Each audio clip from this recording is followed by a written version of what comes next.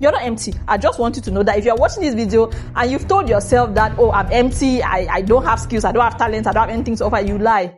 You like this, you are a liar. To man. Yeah. You ain't going nowhere. We're going global right here. I'm your host with the most, and this is Journey with Lafa.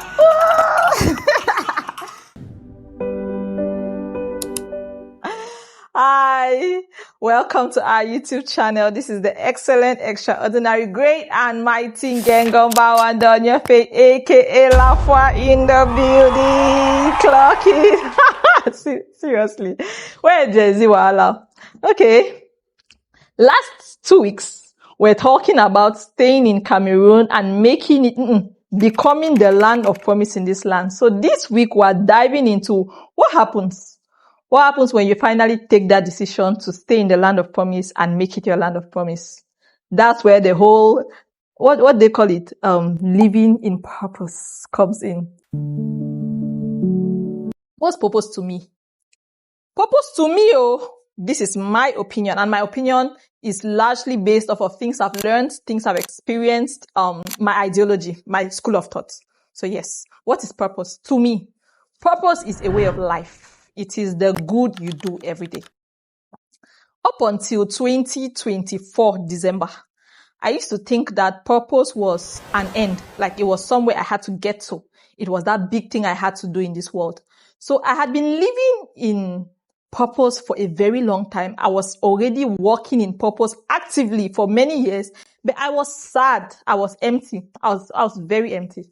I was very empty and very sad and very disgruntled because I felt like there was a weight that I was carrying every time I felt disappointed about maybe something about my journey or something, because I did not get the satisfaction of the fact that I was actually impacting lives every day, or I was not yet conscious of why I get up every day.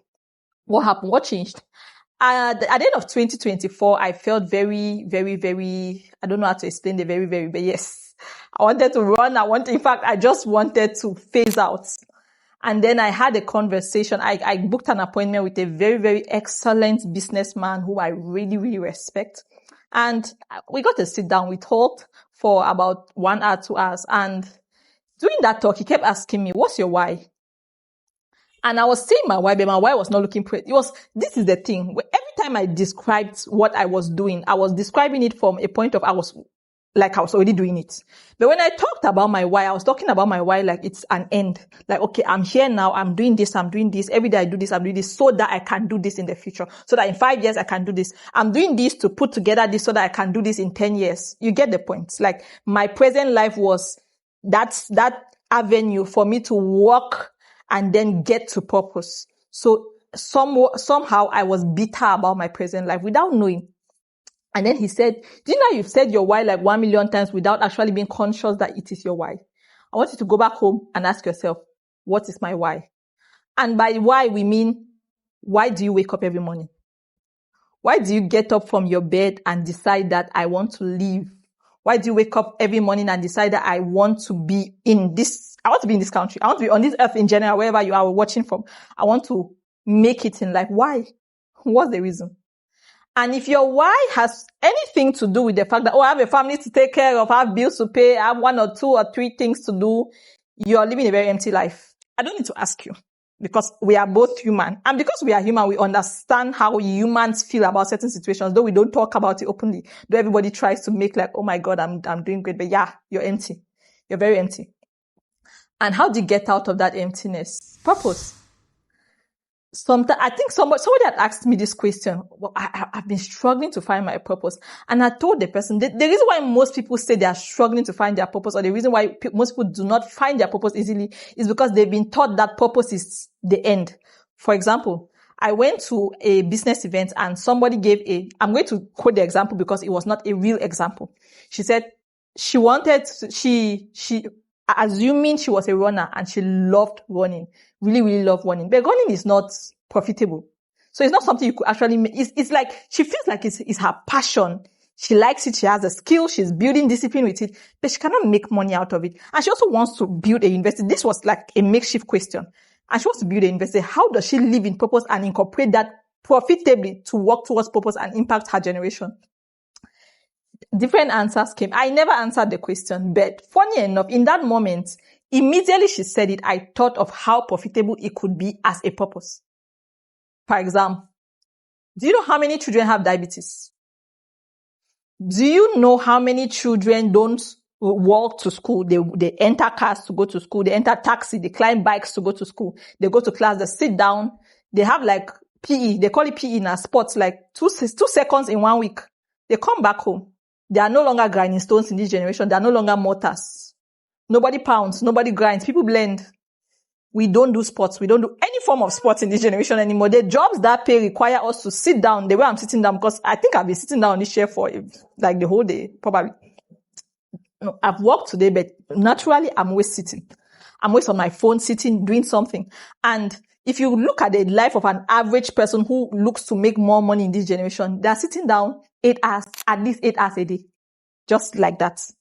Do you know how many people have high BP and strange diseases in this generation because of the kind of lifestyle that we are incorporating? We're making everything so I don't know if digital is the word. Everything is so machine oriented that human beings no longer have a reason to use their body.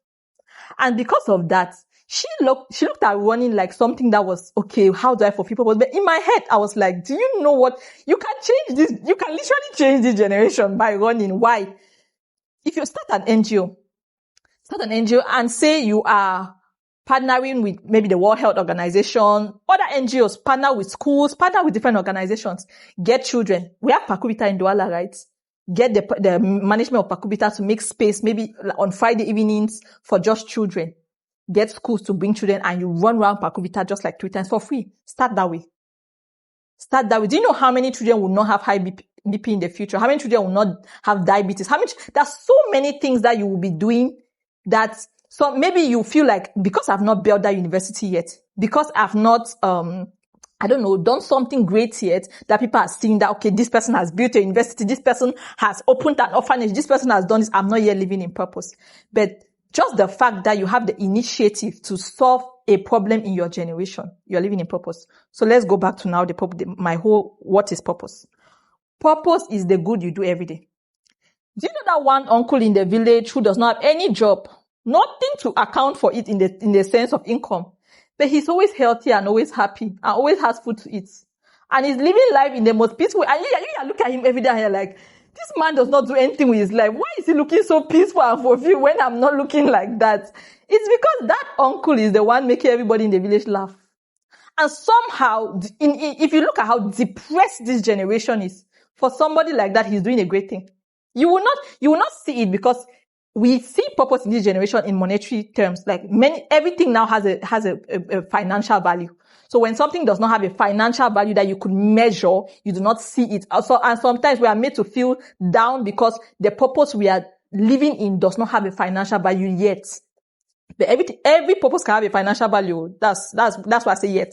Because if you sit down and you have a conversation with the authorities that you rely on, you will realize that whatever good thing you do on a daily, even if it's just to make your neighbors laugh, you don't know the talent that it takes to get up every day and make people happy in a depressed world.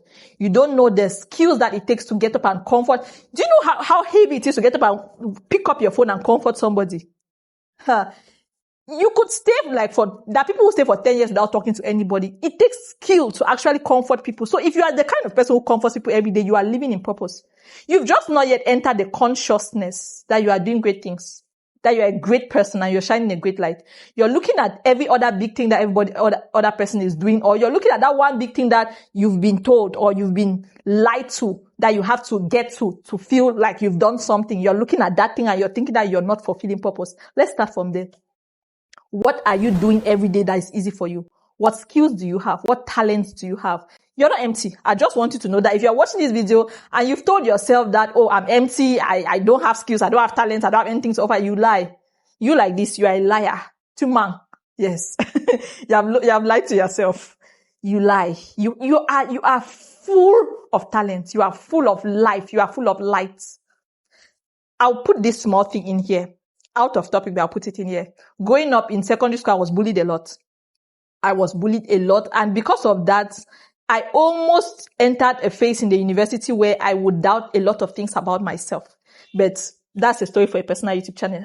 One day people will sit down my personal YouTube channel. Okay, but what helped me is building confidence in who I am. And in order to build confidence in who I am, I had to realize the good things I had to offer this world. I had to first of all offer to myself. Because first of all, how you see yourself is how the world see you. How you see yourself, how you fulfill purpose to yourself even. Like for example, I pay attention to details even in my house, to my things, to myself and to the things that I do. I fulfill purpose in my house before I come and fulfill it outside. Yes. I comfort myself before I come and comfort people outside. It's easy for me to be the smile. You see my beautiful smile. It's easy for me to smile like this everywhere I go because I genuinely smile in my house. It's easy for me to smile genuinely because there are smiles and there are smiles. It's easy for me to smile genuinely because before I go out there, I have to make sure that I myself am fulfilling purpose to myself. So before you want to even go and shine that light, sit down and have a conversation with yourself. Write down the things that you easily do, the talents that you have, the changes that you know that you can. You can make changes. Look at your environment. What are the problems that people are facing? Are you in an environment where people are beating their wives? Many people are beating their wives. Many women are in the bars and just doing one or two things. You may look at it and you're just like, But if you are the one that is noticing that thing amongst everybody that is in that quarter, then you have something to do with it. Because all of us could be in a quarter and I'm not noticing certain things, but you are noticing it. You could notice that we're in this place. The quarters are always dirty, but I'm not noticing it. I'm just passing there every day and I don't care. There's a reason why you're the one noticing it. It shows that you're not empty. It shows that you have something to offer. And it shows that if you pay just small attention, you get there. You find something to do, something to change. Start from somewhere. But I want to convince you and not confuse you that purpose is where you are right now, shining the light where exactly where you are, from your parlor, from your room, from your office, from that small corner where you are. Start from there. How do I fulfill purpose? You will realize that it is the desires that you have that will build that company, that will build that career, that will help you go far in life. The reason why I am here today, the reason why I was chosen, let me put it that way, to be here today is because by grace, I am able to be a light where I go to. I'm able to be a good authority. Yes, I'm a good authority. I say that with confidence. I'm a good authority over those that are under my care by grace. And it's something that I have been nurtured in. And it's also a gift that I have. And because of that gift, I found myself here. There is something that you are good at. There is something that you can do for this generation. There is something that you are great at. Start by having confidence in yourself because the world will see you the way you see yourself. Get it?